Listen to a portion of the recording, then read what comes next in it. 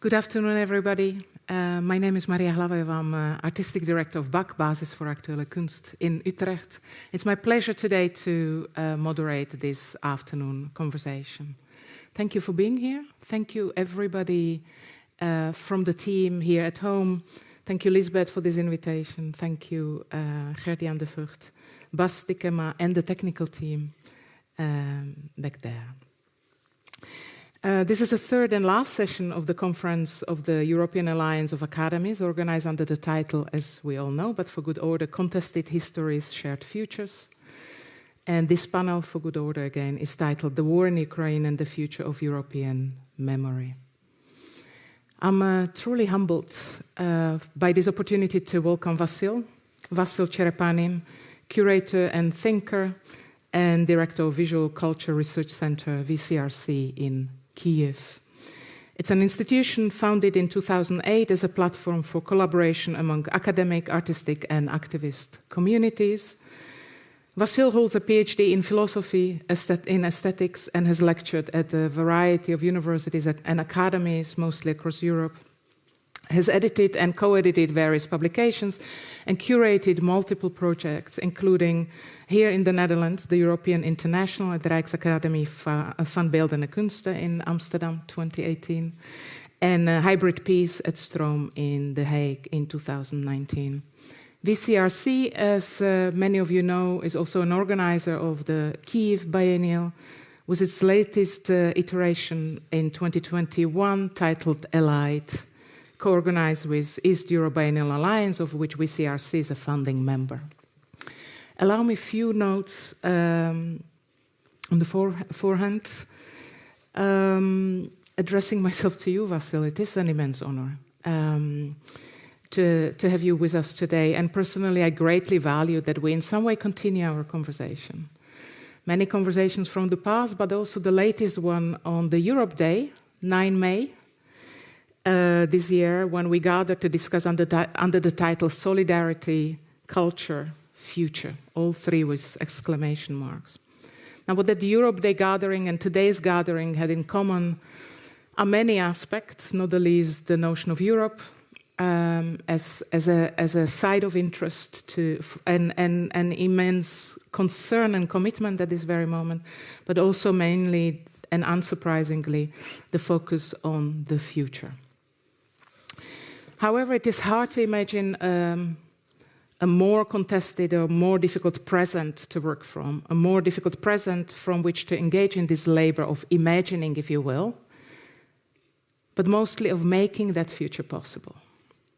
And yet we must, especially, of course, given the catastrophic war in Ukraine and the unfathomable intensity and scale of destruction it brings for the Ukrainian people, foremost, but also for Europe, the world, and the planet today.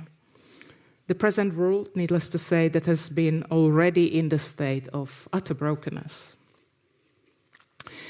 The question is whether, in the planetary conditions of accelerating political and environmental violence and deepening divisions that put under pressure the very foundations of the world, and perhaps we will discuss the world order since World War II, the question is whether we can continue to cling to some sort of a fantasy of a possible return to normalcy, whether we can continue to cling to by now defunct institutional ideals and models and practices and forms of life, and whether we can afford to continue inaction in the face of this violence and in the face of the projections of some final victory conjured by the mass necropolitical violence unfolding all around.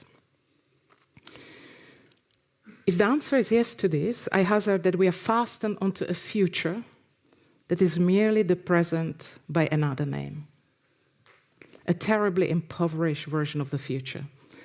And as we count days of this horrific war of annihilation along the linear modern wartime, I trust to engage today in a conversation around the key question, what more and how must we dare?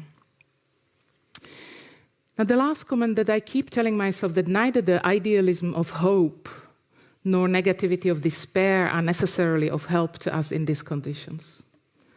Instead, I would like to make another proposition, and this really one that I was reminded of when I entered the door here of the Academy, when I came here, because it was some 2 years ago when I articulated it from this very lectern for the first time.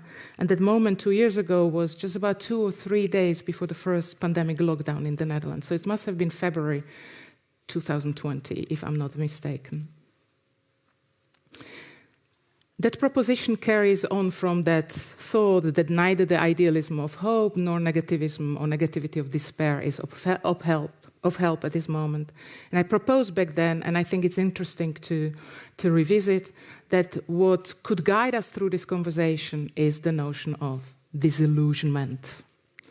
And if I use the notion of disillusionment, I do not want to appeal to those negative meanings of the word disillusionment, but something that Rebecca Solnit, feminist scholar and writer, proposed around the year 2020, a positive notion of disillusionment as our capacity to start moving forward without illusions. And with this, I offer the floor to you, Vasil. Thank you again.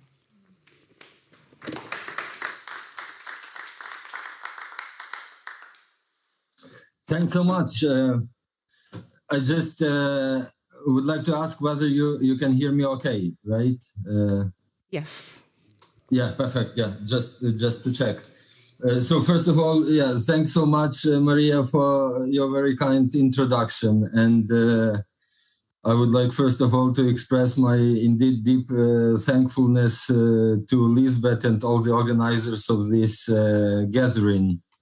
I appreciate this opportunity really a lot because I also perceive it as a kind of solidarity gesture, institutionally as well as, of course, politically, not speaking about the personal level, because I actually will be, talking from a multi-dimensional, in a way, perspective, both personal, institutional, because I think it's especially important for me that I can address this European Alliance of Art Academies also on behalf of the East European Alliance that Maria just mentioned. And I think the comparison between both can be also really fruitful. I think we can also leave it to the discussion afterwards. Also, I have to make a kind of a technical note because I'm currently in Kyiv, and I have to warn just in case everybody that it might happen that the anti-raid siren can start off. So in that case, I will have to, for now it seems like it's okay, but if this happens, I will have to pause myself for half a minute and then proceed to the corridor in order to follow the so-called two walls rule for the security reasons. But also in this regard, I also have to, and I think it's not only me, but also all of us have to be also thankful, and I'm really very, very thankful to, first of all, to the Ukrainian military, without which I wouldn't be able to sit here and to have this privilege to talk to you, because I'm still in relatively safe conditions. I have an internet connection, a light in my house here in Kyiv, in spite of constant bombardments. But this is only possible because the guys, basically like me, somehow are keeping the front line, because without that we would have a totally different talk, if any, right? And I think in general the title of today's gathering would be totally different, much more harsh. If in general that would be possible, which I doubt. And in this sense, it's really very important that we have, just referring to the title, that we have these both notions of the war itself, but also the notion of memory, put together also already in the title. I think this is exactly because it's not only about memory politics, right? I have to say from the very beginning, but also, though it of course entails lots of memory politics issues, but at the same time, this is paradoxically exactly about the future, and that is actually the biggest challenge, I think, within the given framework that we all have been violently put in, because if you look at the discursive wrapping of this war, you basically can trace a pretty obvious aspect of it, which is basically when you start with occupying history realm, unavoidably somehow you will end up in occupying territories militarily. And I think that this kind of approach, this kind of ideological approach, which also has a kind of a revenge of memory aspect to it. I think this is basically one of the crucial points, crucial dimensions within this problematic field that I'm going to touch a bit. But it's rather also a kind of a set of points that I would like to make in order to propose a thorough discussion with the audience, because I'm mostly interested also in the outside perspectives on this. But anyways, I think, and also what we can judge from the recent military and political developments, memory has been playing a crucial role as a kind of an ideological wrapping to what has been actually going on the ground. And in this sense, it was a kind of a rhetorical dimension which was providing a proper basis, at least in the eyes of the aggressor, meaning the Russian Federation. Because if you look also beyond these last 4 months of this full-scale invasion, because as you of course all know, the war itself started 8 years ago, in 2014, as the aftermath of the Maidan revolution in Ukraine.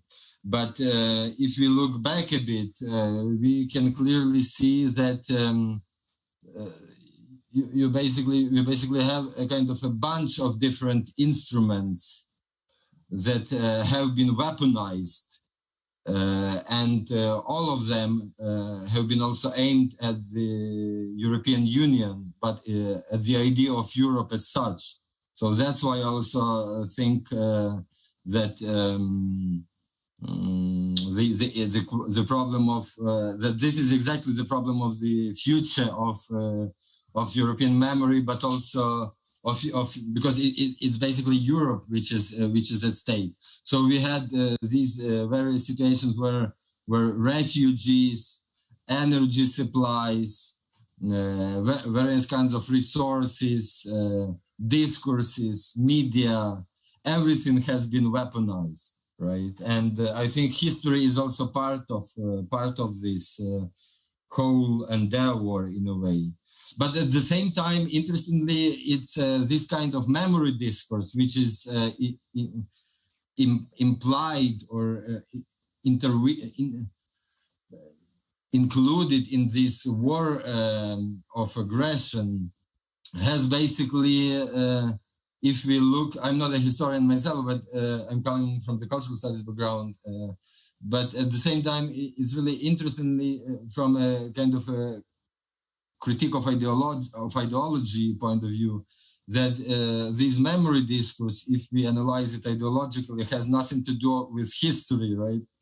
So this is not about how we remember, but this is rather about how to forget.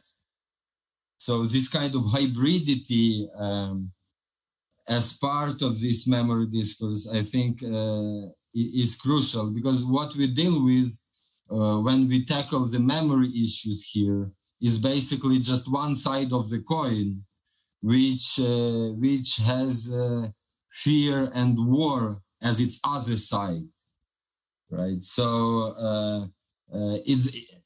I think I will also touch this a bit, but I think this is somehow, this can be really well understood within the framework of a general shift to some illusionary past, right? And it's also not by occasion that exactly during these days we can also like observe and watch live the hearings in the US with regards to the January 6th insurgency or a coup attempt, a fascistoid one, right? And I think this idea also, it resembles this idea of make America great again. So I think it's also, I think it was Nietzsche who put it precisely that we are in the situation that what unites us is not what we remember, but what we collectively and together decided to forget. And this is exactly applicable to the warfare developments that we are in. So because this war is basically based on thanatological politics, right? Where even the dead bodies are being weaponized for a special purpose. And in these conditions, paradoxically again, though it's so much concentrated on memory and focused on memory issues, it's basically the genuine memory of the past is the main hostage of this war. And that's, I think, this kind of paradox is also driving the war effort from behind. So what I'm going to do also is basically I will touch a number of issues which I think are relevant to both dimensions, meaning war and memory itself, because there are many ways to describe this war and its connection to the memory realm. But I think what we have really always keep in mind when we hear different proposals with regards to appeasement attempts or possible peace settlement, though of course Ukraine and we are all here. The mostly interested in peace and as soon as possible. But let's not forget that what is really unprecedented about this war, also with regards to the Second World War, which I also elaborate a bit later, but because it's and what was really unexpected, that it turned out that this is a total war, like what in German was called totaler Krieg, right? Because this war appeared to be not the war between the two militaries, right? Two state armies, two regular armies. But this war turned out to be the war of the Russian Federation military against the Ukrainian people, against the civilians, basically mostly, because we have more civilians who died already during this full-scale phase of this war than the military. So, and it's also pretty often is described as the war of aggression, the war of attrition, and so on. But I think that let's not forget, because there is still this kind of a discourse in the West especially, but also in the global public sphere, which somehow consciously or unconsciously, but it presupposes, and still the discursive behavior, so to say, is a kind of attempt to pretend that this is somebody else's war. And I think this is the most problematic point with regards to the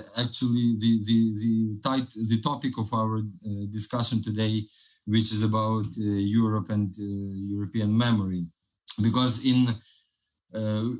we can touch many aspects, but in every respect, this war is actually a European war.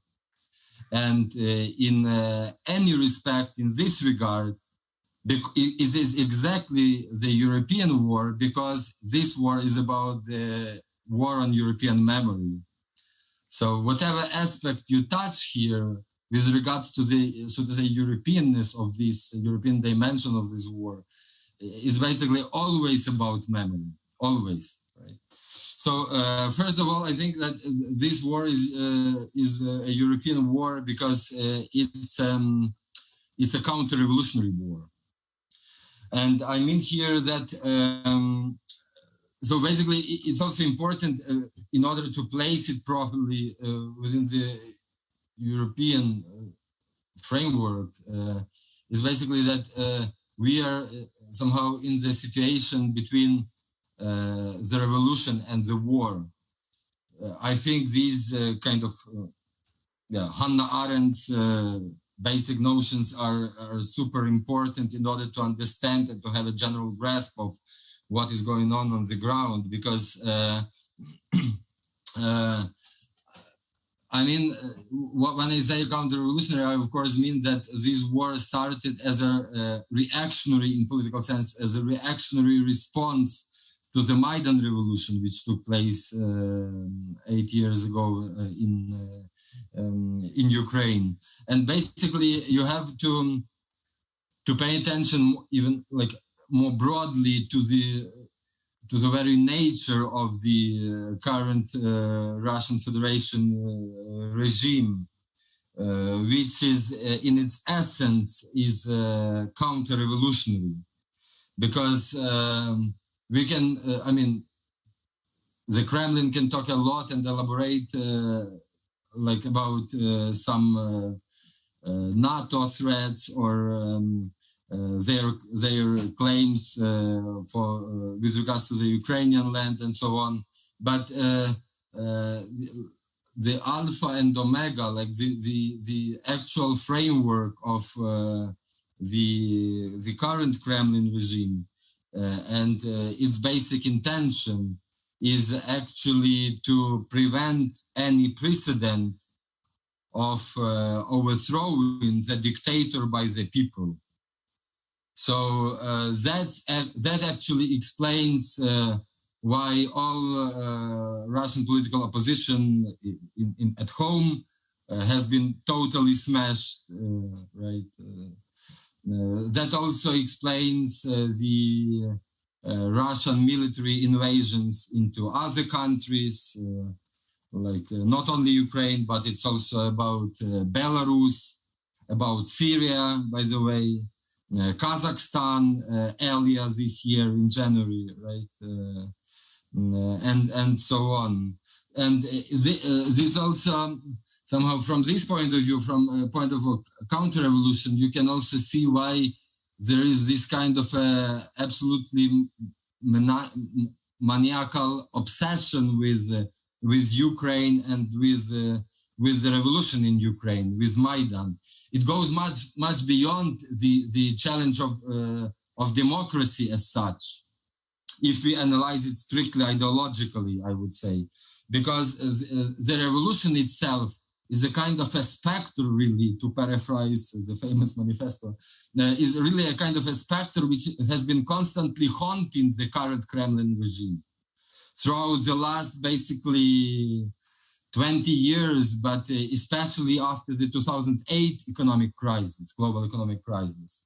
And by the way, this counter-revolutionary basis of the Russian Federation regime is basically also explains, if you think about this from another point of view, because it's also, I have to make this point here, because it's also pretty kind of popular and fashionable to make these arguments in the Western public sphere and in the Western discourse in general, that like Putin has this idea to reconstruct the Soviet Union. Let's not, I mean, this is exactly the problem of the European memory, right? Because we don't have to mix things here. Because one thing, when we speak about the Russian Empire, and totally different thing when we speak of the Soviet Union, because basically, if you listen to what the Kremlin regime is saying, they have actually lots of problems with the Soviet heritage.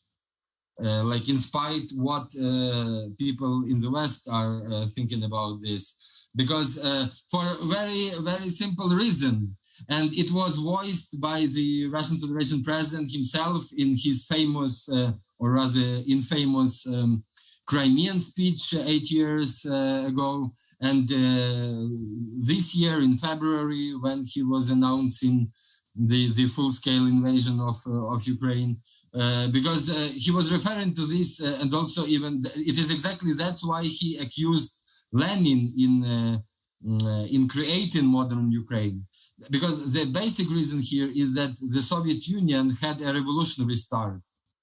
It's actually because of the October Revolution 1917, and which, according to the Kremlin discourse, was just a coup d'etat, right? And that's why, so he can take a lot from the Stalin's rule times, or from Brezhnev times, especially, by the way. I will also touch about this later. But this is also something to be, something to remember here, because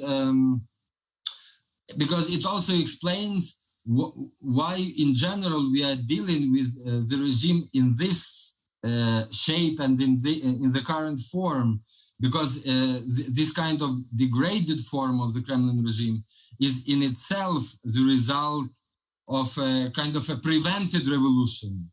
The revolution which could have happened in Russia if not the political repressions and unbelievable propaganda military machine and military invasions into other countries, because even some illusionary proximity of any revolutionary chance in Russia had been totally smashed, because it's actually about the fundamental problem in Russia, right? That they have, and which is unsolvable, because this is a problem of the succession of power.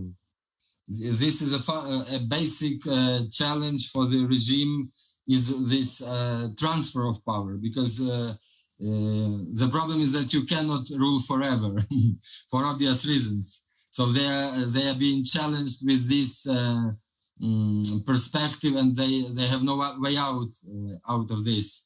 So this is one of the reasons, basically, that they started the war.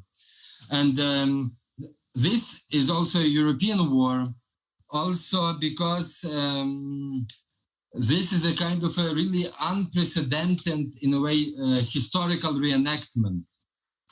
First of all, of the Second World War, what in the former Soviet Union countries, but also especially in Russia now, is being called the Great Patriotic War. This is the term, by the way, coined by Stalin himself, in order to oppose the Western discourse and the Western narrative about this, the Second World War. So, and here we have this totally unbelievable lexicon, which was used in order to absurdly justify this full-scale invasion. I mean, this discourse about denazification, demilitarization, genocide, and so on. Well, you know, I have to also, to be honest here, I think this is in itself such an unprecedented, unbelievable discursive scandal of a global scale. Because, I mean, I'm sorry, but it's even very hard for me to talk about this. I mean, because to use this language, to use these words, is an atrocity itself, right? I mean, this is an atrocity talk, but the scandal is that it's somehow these words are totally debased and deprived of their proper meaning, are now out in the global public discourse, and everybody, I mean, every politician has unavoidably to repeat them in order to oppose them and so on. But this in itself is a total atrocity gesture, right? I mean, my question from the very beginning was basically how the West, Europe, especially the European Union, could accept in general such a discursive framework to use, because this is such a harsh attack on the very basis of the European Union, I mean, and Europe as such. So, I mean, this is also something that we tend to forget when we speak about this, right? Because let's not forget that the discourse is an atrocity today, right? The way it's being justified, but it has also its rationale, right, behind this, because basically what we have here is that in spite of all attempts, the current Russian Federation is ideologically very weak. And basically the myth, the narrative of the Great Patriotic War, right, is basically the only discourse which survived the crash of the Soviet Union, almost intact, without almost any damages. And this discourse was somehow used by the Russian authorities to legitimize their own military dictatorship. And this is, again, a kind of a paradox here, because on the one hand, it's like it's being made out of despair in a way, because there was no other discourse available to justify the current Kremlin rule. And they just used something which, and exactly that's where it comes to Stalin's times, because they used something which was established, by the way, during the 70s, mostly by the Brezhnev rule, as something very powerful. And it was a kind of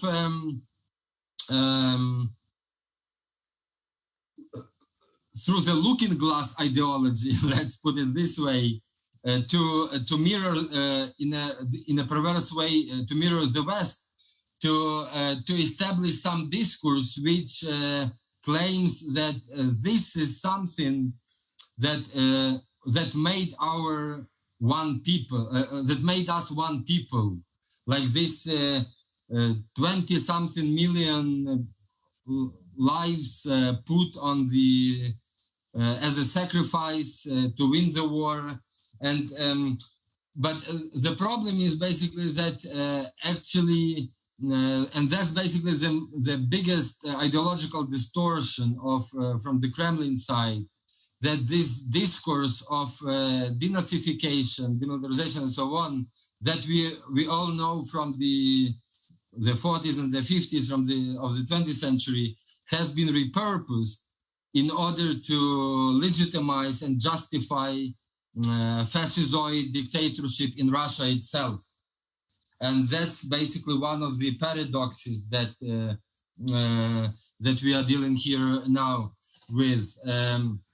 And in this sense, that's why it's also a European war, because it exactly is aimed at the dismantlement of the all European infrastructure, which had been established on the outcomes of the Second World War, right?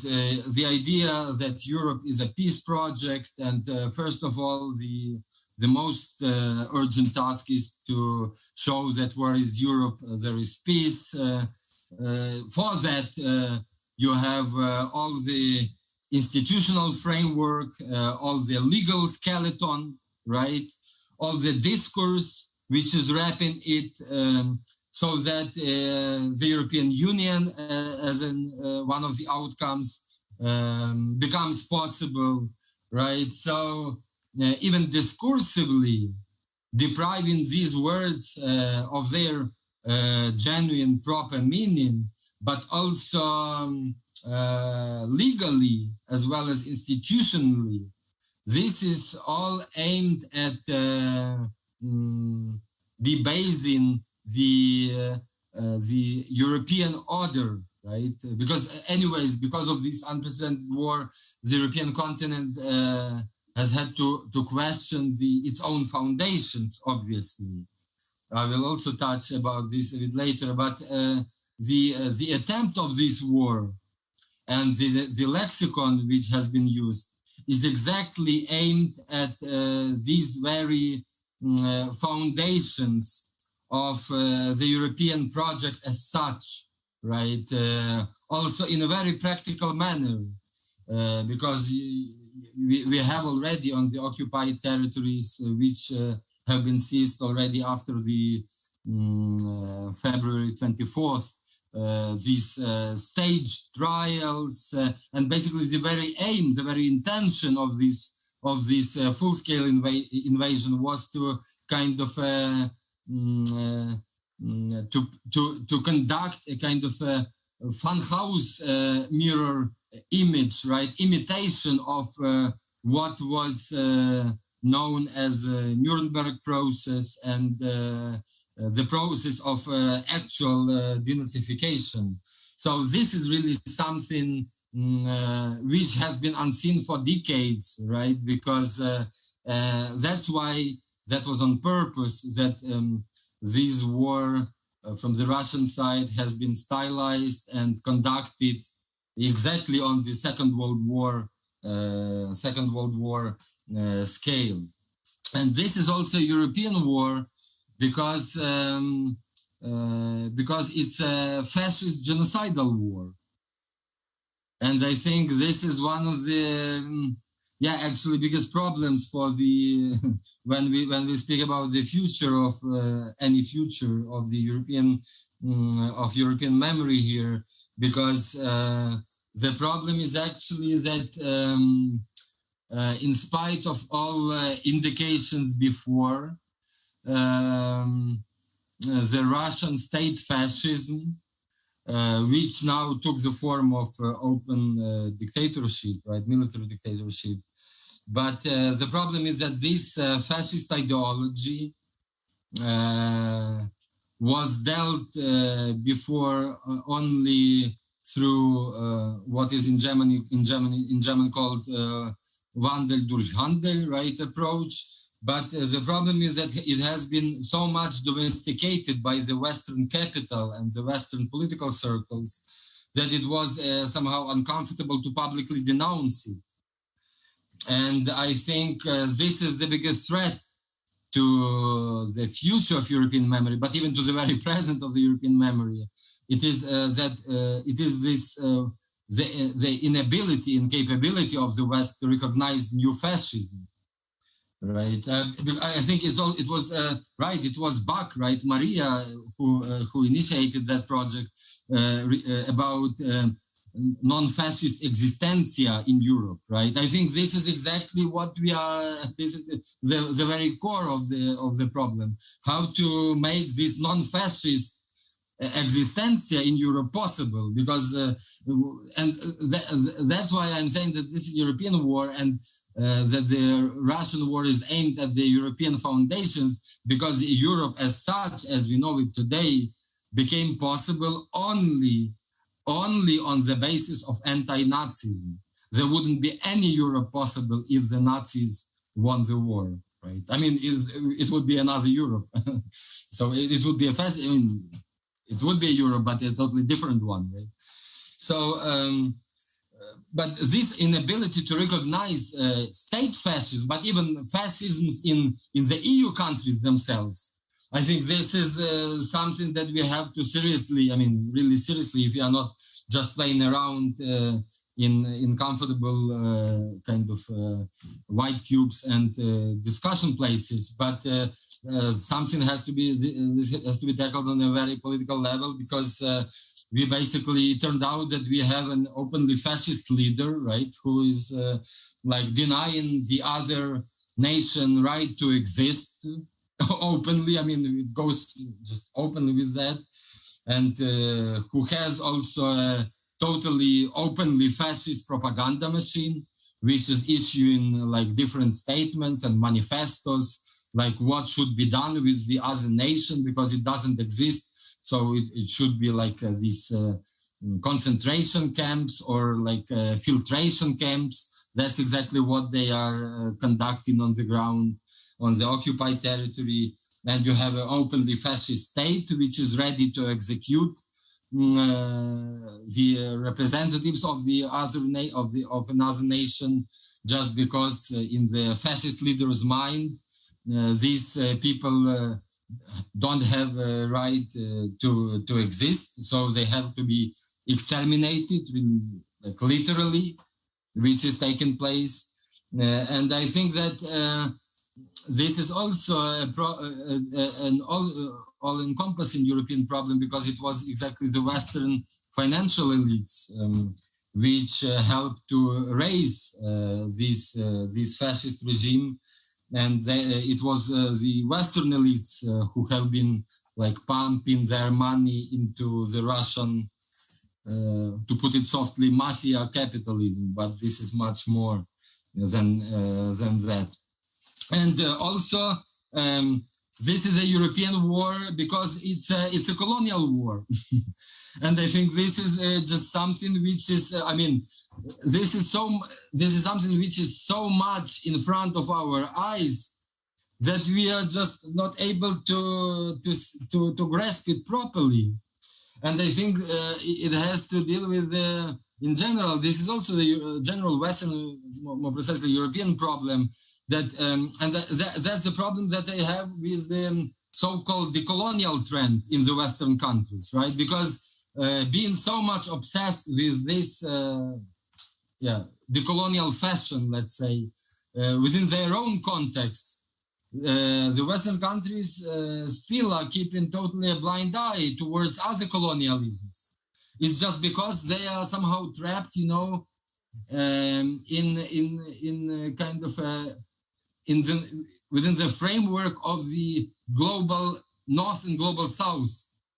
So that's why the West is usually unavailable, incapable to recognize the other colonialism, which is just next to it, which is just close to its nose, so to say, because it is actually, I mean, when we speak about the Eastern European context, right? It complicates this usual binary division of the global North and global South, right? Because East Europe was long regarded as a kind of a semi-periphery in like Wallerstein terms, right? Both from the side of the European metropolis and the Russian metropolis, but at the same time, it went totally unnoticed that big part of the European continent, the east of this continent, has been experiencing an imperial siege and Russian military occupation. And that is something, I mean, if we speak about colonialism today, I mean, we also have to understand really that, you know, it is exactly the living conditions under direct military occupation that defines the European East and somehow distinguishes it from the current neo-colonial present experiences in the global South. Because, you know, Vasil, yeah, sorry. Can I give you 5 minutes and then we hand it over to Maria? Is that okay? Yeah. Yeah, so you know perfect. that you... have 5 more minutes, not more. Yeah, you have to interrupt me. Yeah, sorry. Okay, I do. Yeah, just to wrap up this point, that if you take the current political conditions in Ukraine, Belarus, Moldova, Georgia, Kazakhstan, Armenia, Azerbaijan, and as well as in the numerous republics which are today part of the Russian Federation, right? You have basically the unbelievable experience of anti-colonial struggles and the occupation attempts of global importance, right? But also, on the other hand, let's not forget that this east of Europe, and Ukraine foremost, was also in the focus of the Western colonialism throughout the 20th century, from the 30s, when this territory was a central target of colonization attempts, both from the side of Moscow and from the side of Berlin, right? This internal so-called colonization of Europe, to the Ostpolitik approach, in which Ukraine just became a kind of an invisible elephant in the room, because it was predominantly addressed to the colonial power in Moscow. And then also in the context of the so-called Eastern Partnership policy, right approach, which was imposed by the EU towards its so-called neighborhoods, in which these post-Soviet East European countries were assigned the role of functioning as basically just borderlands, right? Some gray buffer zones, which somehow foredoomed these neighboring lands for Russian imperial grabs. So in this sense, I think we have to reconsider our approach to colonialism today, also from the side of the West. So to wrap it up, just a final point here is I'm basically here also like following more or less this famous Walter Benjamin's idea that behind every fascism there is a failed revolution. And I think this is also something, the perspective that we have to take and to look from when analyzing the current war and its implications to all European memory, because what we are still in this time frame from 2011, like whatever the context you take, right? The Arab Spring, the Indignados in Europe, Occupy Wall Street, Maidan in Ukraine, Tahrir, Syntagma Square, all these square occupation movements, they were so promising, right? And so aimed at the future, actually. And as a result, they have been substituted and they remained unrealized and unfulfilled because they have been substituted with military invasions, with wars, and with anti-migrant consensus, with right-wing populist surge in many countries, and so on. So actually, this is a problem that this revolutionary wave had a chance for the future, right? And now it seems that it's only from the framework of the war that we can learn how to get to this future. And the biggest problem is that you have to win the war in order to get there. That's a good ending, I think, for now, Vasil. Can I interrupt you? Because I think it's good to give it over to Maria and also to the people here. And there's many people from the countries as well that you also mentioned. So there's a lot of shared experiences in that sense. So thank you so far. But there's more to come, probably.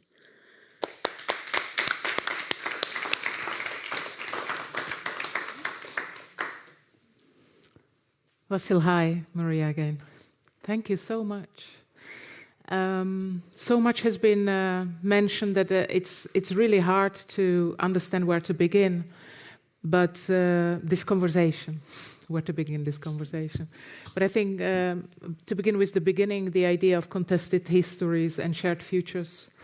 You pointed all throughout your presentation to something that I'm experiencing myself continuously, and that's how do we understand history and what do we know? It's somewhat anecdotal, But when I moved to the Netherlands, my first public disagreement was about the question, who won the World War II? And it sounds extraordinarily silly, because we should just know these facts.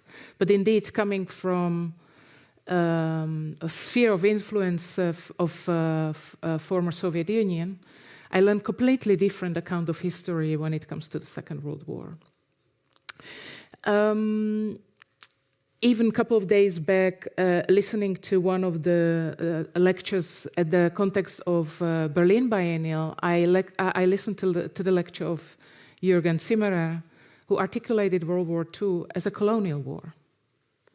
So this was yet another push towards even what I learned. And I kind of thought always I understood what history of Central and Eastern Europe has been.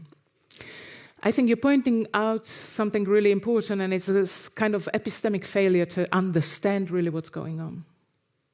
And I think this is something where it's really extraordinarily important to look at, specifically in our field of artistic and intellectual practices. And as you rightly say, the war happens through discourse as well, in parallel to very unfortunate war on the ground. So I want to come back to the notion of decolonization. And as you rightly said, there's no discussion in the West without bringing decolonization into conversation. The question is how to understand the notion of decolonization at the intersection of what one could call post-colonial constellation, which, as Okwi Envezo, a really hugely important curator in this field, said post-coloniality concerns entire world. It's not just the question of former colonies, it's not the question of former colonizers only, it concerns the entire world. And you could think of a parallel argument of post-communist condition. This happens to be a text by Boris Groys as well, but it articulates the same argument from that other perspective. In other words, post-communist condition does not merely concern countries of former, a sphere of influence of Soviet Union, but it's a condition that concerns the entire world. So my question is, how do we go about this? Because I think neither of these tools alone can help us to understand what's going on. I think we need both post-communist condition and post-colonial constellation together in order to start untangling the histories and the memories as we are discussing. In other words, I think post-colonial theory is simply not enough to understand this. But it's extremely important toolbox at this, in this constellation. So I wonder whether you could speak to this a little bit at the intersection of post-colonial constellation, post-communist condition, because you have done quite significant work, specifically with, of course, VCRC, but also the Kiev Biennial, which is a sort of alliance that tries to kind of deal with this. Yeah, thanks so much. This is a very complicated and multidimensional, indeed, problematic field, especially if we overlap the discourse of decolonization with the discourse of post-communism. Well, I think that, first of all, it's really what we see with regards to the region that you and I, in a way, coming from, is that basically that this post-coloniality wrapped in a discursive form is just not enough. Because I think it's also perhaps can be explained through the fact that, it originated from the notion of colonialism, which was basically was based on the experiences of West European maritime empires, for which the difference between the colonizer and the colonized was rather about the color of or shade of a skin, right? And I think this is one of the reasons why this discourse overlooked other colonial experiences which were not based on distance as much as it's like when it comes to oceans or some overseas colonies, right? Or when it comes to a different type of racism, which is based not so much on the skin as on kind of a heritage or social implications, or even it can be the same basically skin as in the east of Europe. So, and that's why we have this kind of a paradox, that we have the same Europe, right? Well, of course, it's slightly different because of time and because of technologies and because of general conditions. But essentially, we have more or less the same Europe, the same fascism just coming from the east this time, basically the same territories, even like Ukraine included, the same colonialism. But at the same time, somehow still we have this question, how did it happen that we allowed another fascist war possible on the European continent? And I think, yeah, but and that's for the post-communist condition. I think this is, as you rightly described, I think it's also one of the examples of an epistemic failure and the failure of perception and of analysis.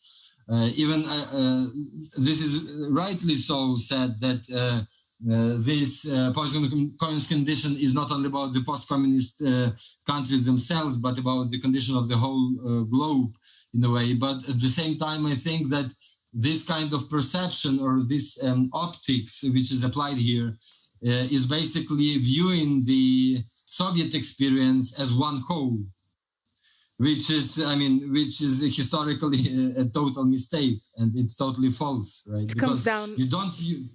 It comes down to the lack of knowledge and understanding of this history. And I always think it would be the same. I mean, that is if you would view the whole experience of the 20th century capitalism as one whole, right? It's just impossible. So that's why I think it's too much.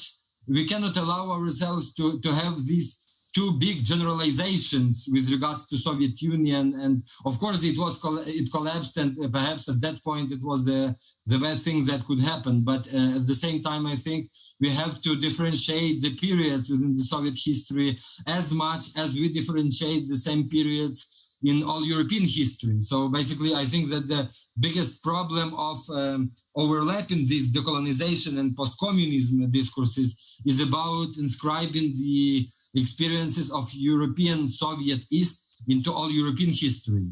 Yeah, exactly. So thank you for this. I think that if I were to derive some task for the field of artistic and intellectual practices for us that emerges from it, it's to act as complexificators of these histories and actually engage in creating knowledges in an accessible way where this complexity doesn't get, swept under the carpet of these gigantic gestures. And with that, there is an important task that you already mentioned in your talk, and it's the notion of the vocabularies.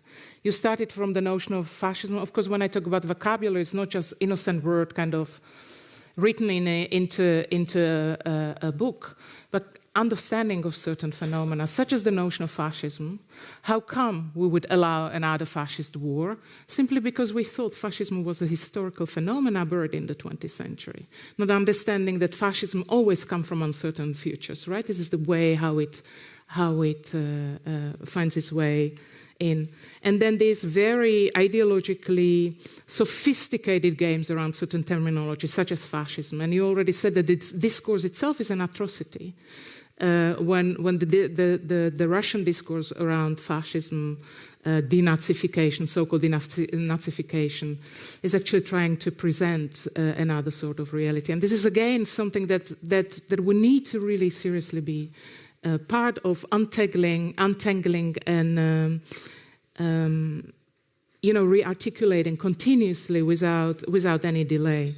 And of course, articulating this schizofascism of Russia. This is Timothy Schneider's term, who talks about schizofascism as a Russian ethnic fascism that constantly hurls the accusation of fascism to everybody who disagrees, whether internally or externally within this. Now, I want to touch one thing. In the last few days, you issued an announcement of a forthcoming series called Armed Democracy. It's a series that you curated and will take place at Warsaw Biennial, which is now ongoing, as a contribution or collaboration between VCRC or Kiev Biennial and Warsaw Biennial. Of course, you point out that what is at stake is the world order. Clearly, you refer to the World War II. And you already also stated that how come European Union, born out of the statement "Never Again," actually allowed this to happen again. I don't know whether it's necessary World War II that is being contested on 1989, which probably offers some kind of false promise of the end of imperial paradigm. And I think we are back full on in the imperialist paradigm, and the kind of confrontation of two imperialisms at least, Russian imperialism and Western imperialism. This is complicated debate, specifically from the perspective that you just brought up. I want to bring the notion of alliance into conversation. So I wanted to talk about complexification, as we discussed, and I want to bring the notion of alliance because I'm desperately trying a way how to operate this disillusionment as moving forward without illusions. So as you rightly pointed out, that we're not talking about some sort of exhibition about the war in a white cube. We're in the thick of the real world contestations. The notion of alliance, so alliance or European Alliance of Academies, East European Alliance of Biennials, the last Kiev Biennial going on under the title of Allied. And I think it's one of really important proposals. So how do we get together to create an alliance against the current conditions? So that kind of collaborative alliance. Two questions I have. One is, in relation to the East European Biennial Alliance, you do something extraordinary, interesting there, because it's allying East European biennials with Global South.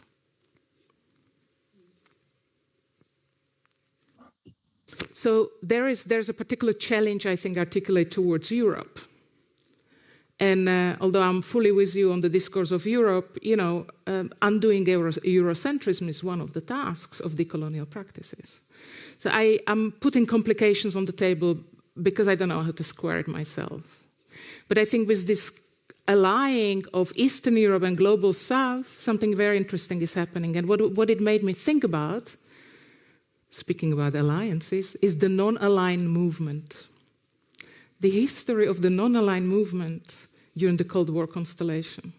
So movement of nation states, which is, I think, mistakenly articulated as a movement of those who claim to be radically neutral. I think that's not the case. I think there was an active proposition of discourse and practice of peace, but it was simply refusal to ally with any of the imperialisms, East versus West, vying for dominance.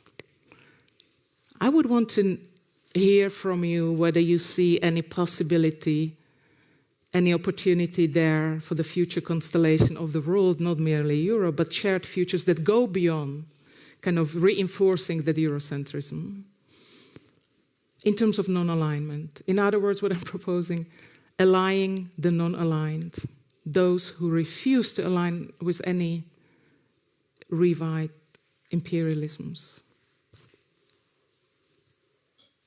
Oh, right, yeah. so much thankful for this, because it touches so many crucial ideological as well as institutional dimensions.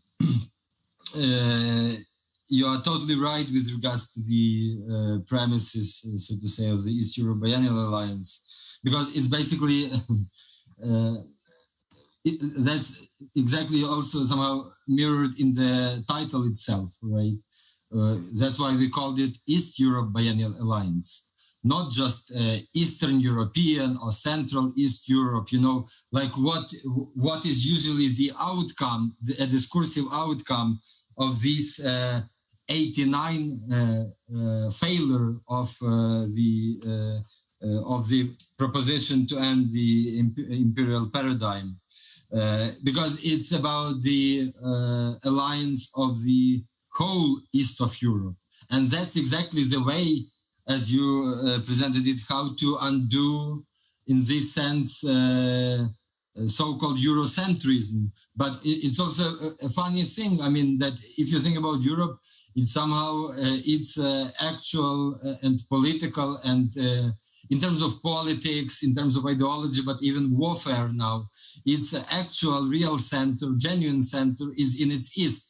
Because when it comes to the West, right, this it's always kind of a cherchez la femme issue. Like this imagined center of Europe is like always present in the West.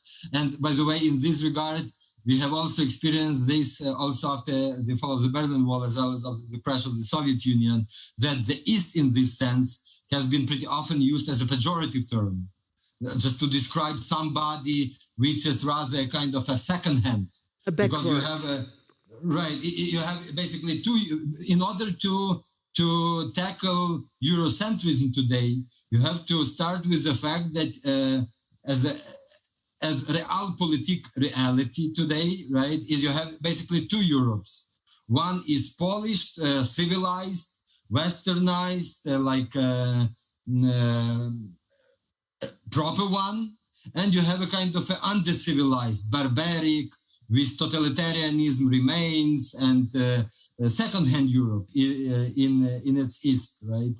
And this is exactly, basically, why I totally agree that this 89 promise was totally falsified, because the idea of, though however skeptical we are with regards to the EU, but the very idea of it's not even about the European Union, but about the idea of a united Europe was basically, and 89 was one of the manifestations of that approach, was basically to overcome the historical division of Europe and political isolation of its East.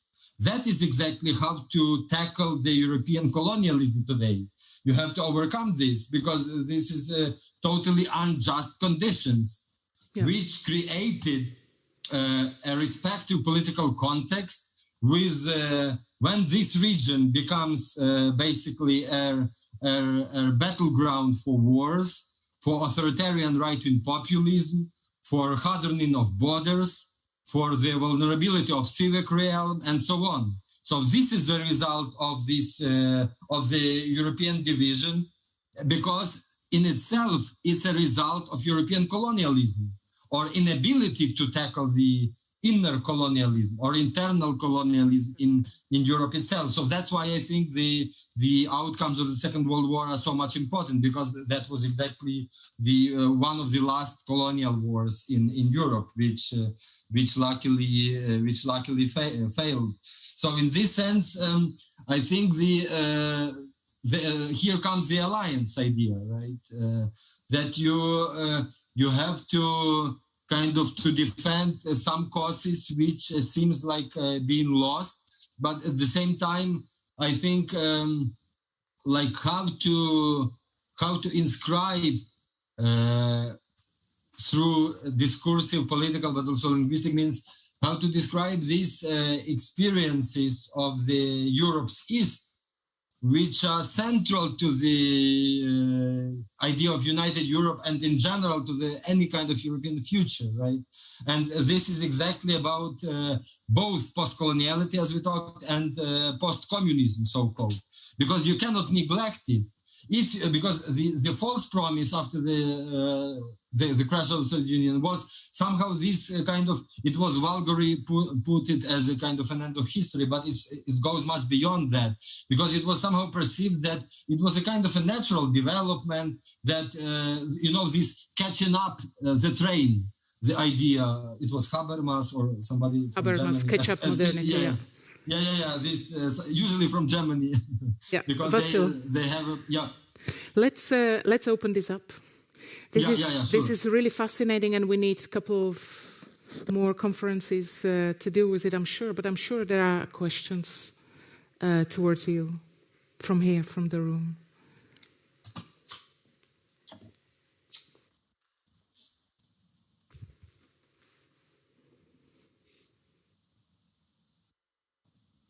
Not yet. Lisbeth, you have a question. I was waiting for the colonial aspect of the war, the European war, and in the end it arrived in your talk. And I was wondering why you put it so late to the agenda, because I think it's so. It's also, maybe it's not the first. I don't want to talk in hierarchies, but I think it's so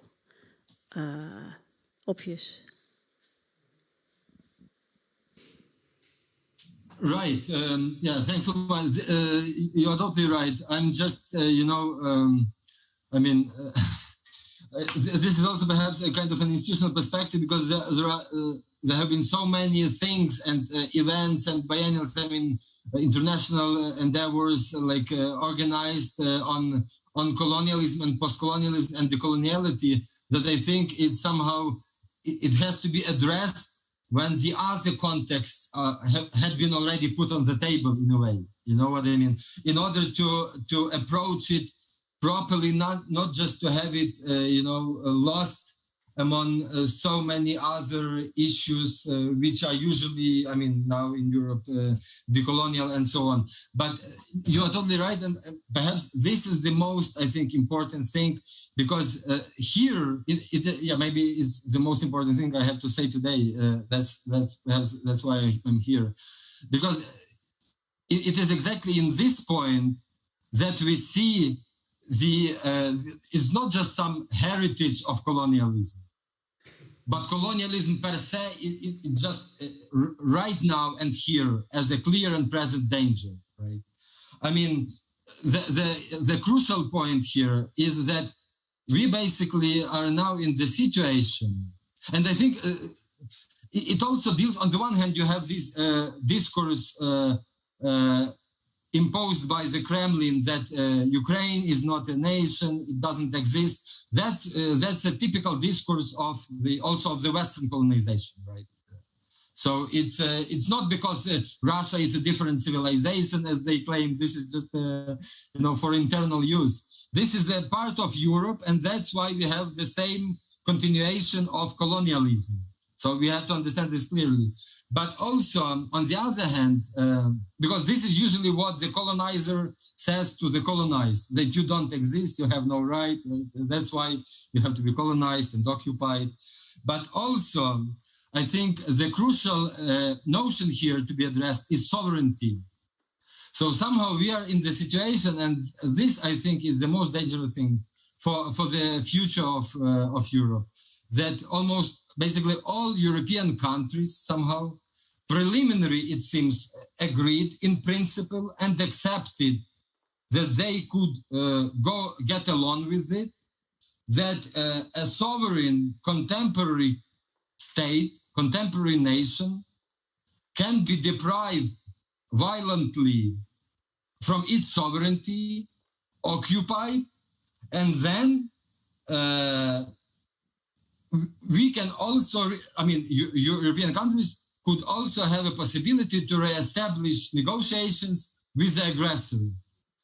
So I think that the basic premise here is that we accepted those colonial fundaments on which the European maritime Western European empires had been based for centuries, and which actually were crashed because of the because of the victory in the Second World War, right? because it was actually one of the last colonial wars, as we talked. So, I mean, that the very idea that you can accept that today the country can be deprived of its sovereignty just because the colonizer is claiming that. So it's not. So all these talks about escalation and about nuclear threats and all these kind of nuclear blackmail and so on is just a cover. Because let's not forget that one of the ideas of colonialism is that those colonized are not real. It also means that they don't have a right not only to exist, but that they are deprived of the right of proper self-defense. So this unwillingness to provide even weaponry, which has been stored in Western countries like for years and years, it's also one of the implications of this implicit colonialism. Just because we are not, because Ukraine is deprived of agency, right, of subjectivity. So this is the biggest problem of all European colonialism, that it still agrees that there are some colonized who are deprived of the agency, who are deprived of subjectivity. So those former colonizers can in general agree that the colonized can be occupied. And then if it doesn't happen because of the resistance, of course, everybody perceives it as a miracle. But come on, this is European history for centuries. The colonized do exist, they do have an agency, they do have a subjectivity, and they do resist, because this is exactly how to tackle the European Eurocentrism and European colonialism. There is no other way to overcome it if without resistance, right? I mean, this is all of the history that we all share, from the Dutch Empire, Spaniards, I mean, Portuguese, France, Germany in the Second World, and so on and so on. I mean, Russia now. This is the actual history and our common experience of resisting European colonialism. Thank you, Vasil. This is, I think, the most crucial point here. Wonderful. We have a question, so that's... Okay. Yes, please. Yeah. So I have one question. First, thank you, Vasil, for explaining us the Kremlin regime use of the word denazification and how they use the term fascism, accusing all other who don't agree with them. So I want to ask you about the meaning of another term which they use. Is the term which they use when they start the war, I mean, the title, because they don't call it war, they call it special military operation.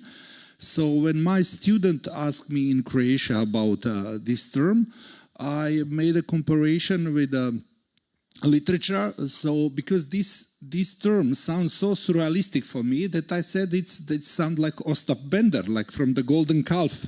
You know, when the Ostap Bender is traveling with the train, then he met some political worker from a communist party, and this political worker asked him to create a universal political speech. Then he made this collection which he called declamatory set of different verbs and expression. So when the Kremlin regime created the title, you know, for me it was sounds very, very surrealistic. So do you have some explanation, or they use this term because of the same colonial idea that Ukraine doesn't exist, Ukrainian doesn't exist, because we have to know that Putin all the time he used the word territory for Ukraine. He never expressed the term state. He never called it state. So can you give some of your input of this term? Thank you. Yeah, thanks so much. That's a great question, because it has also this colonial ideological as well as also very practical implications and explanations. Because on the one hand, you are totally right that it is called this way because, you know, it's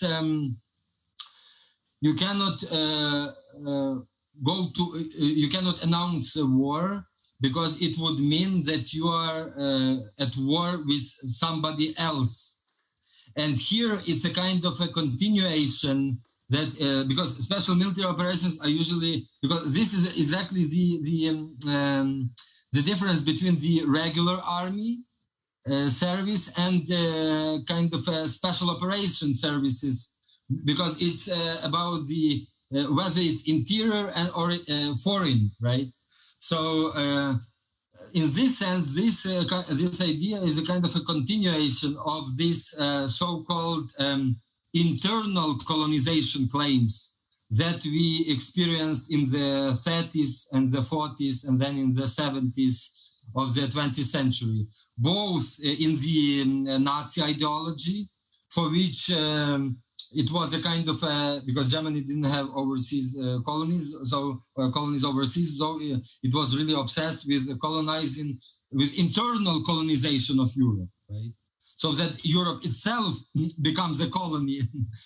So, but also it was a question and it was a strategy for the Soviet Union under Stalin's rule, especially in the 30s, when it also started, crashed all the achievements of the Ukrainian Socialist Republic in the 20s, right?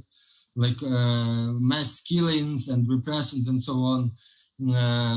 And started this internal colonization within the Soviet Union. But it's always a question, because, you know, to this idea of the internal colonization project, because what is internal and what is external here?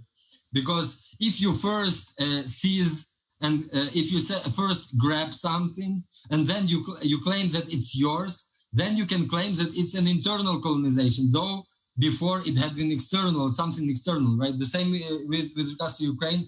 That's why I think it's this kind of language, this discourse is really exploited here. But also I think it has its practical aspect to that, because declaring war, open war, would also have repercussions for the Russian population in terms of open mobilization of people. Because on the one hand, because now, like, we don't have actual polls, right, in Russia at the moment. Those data that we have, we don't know whether it's correct or not, right? But at least the declaration of an open war would mean that a special martial law and military conditions inside the country. Whereas the current Kremlin regime is rather interested in kind of pacifying the majority of the population that the war is just on the TV screens and it won't touch you personally. But if you declare the war, the state of war as such, it would mean the total reorganization of the whole society. And I think that the leaders of the regime are just are not sure about the consequences and possible disruptions that may occur in case this open declaration of war is being announced. So I think that you have kind of an overlapping of these historical, ideological dimensions with the practical interests in a way. Thank you, Vasil, also bringing the internal colonization and neighbor colonization. Because Germany did have overseas colonies, what is today Namibia. Mm-hmm. And actually the first Holocaust of the 20th century, I just learned, happened there between 1904 and 1908. Yeah. And it's part of the colonial amnesia that is upheld by the powers that be, because it's good not to know. And we see all the contestations around Documenta to stay in the field of artistic and discursive practices. I think is the explosion of all these kind of lack of knowledge, colonial amnesia, perhaps epistemic failures, as A.L. Weizmann called it, because we, in the thick of that contestation about the contested histories and figuring the shared futures. I don't know whether there are more questions here. We also nearly at the end point of this session, how it is announced.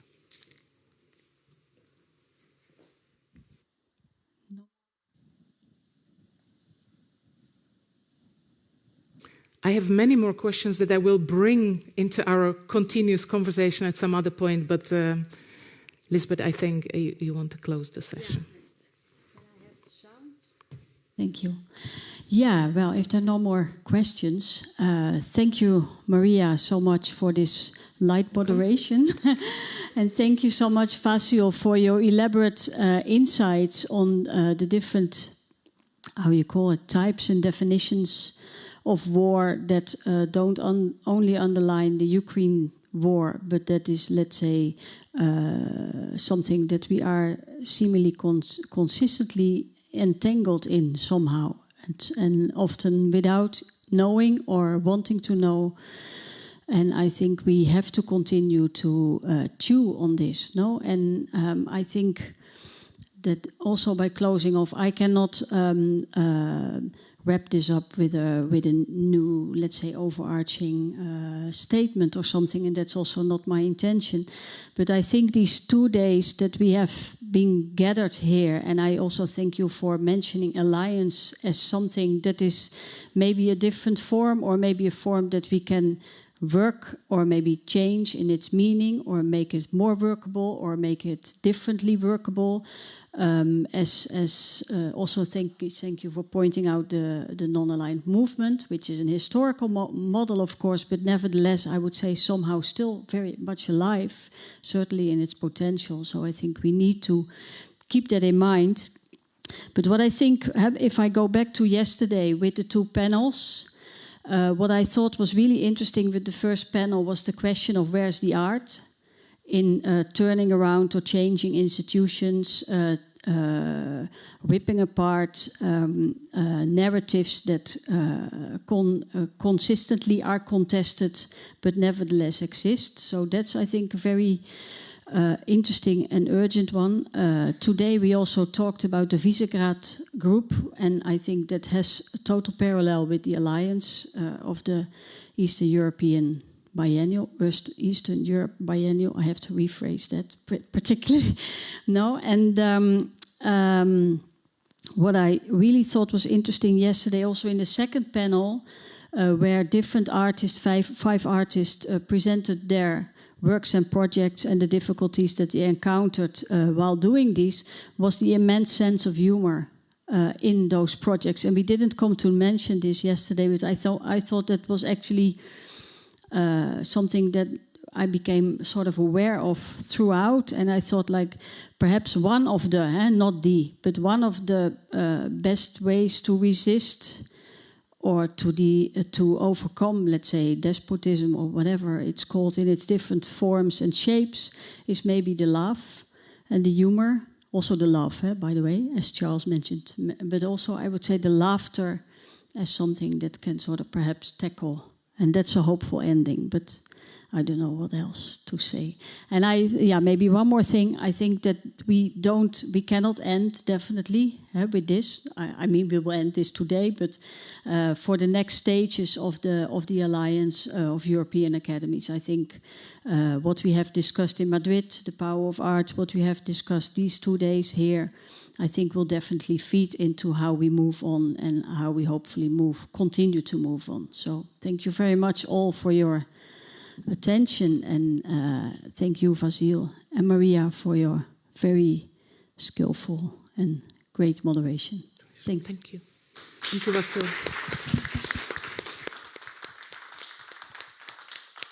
Thank you so much.